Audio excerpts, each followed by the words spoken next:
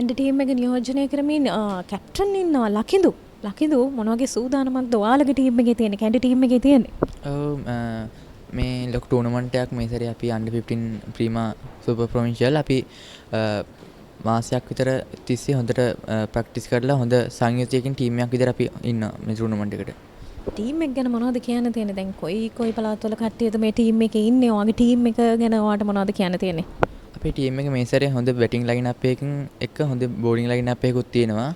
මේ සැරේ විශේෂත්වය තමයි කැන්ඩි වලින් නෙමෙයි ගොඩක් මේ ඊස්ටර්න් ප්‍රොවින්ස් එකනොත් කට්ටිය නියෝජනය කරනවා මේ සැරේ කැන්ඩි සුපර් ප්‍රොවින්ස් එකට. ඒ වගේම තමයි විශේෂ දෙයක් අහන්න කැමතියි. දැන් under 15 එන්නත් දැන් ලංකාවේ ගොඩක් පාසල් වල ඉන්න අය බලාගෙන ඉන්නවා. ඒගොල්ලොත් මහන්සි වෙනවා. දැන් ඔයා ඒ තැනට ඇවිල්ලා ඉන්නවා.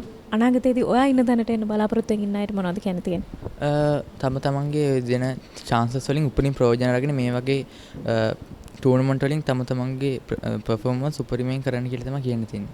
කැන්ඩි වලට මේ කප් එක ගෙනියනවද? අනිවාර්යෙන්.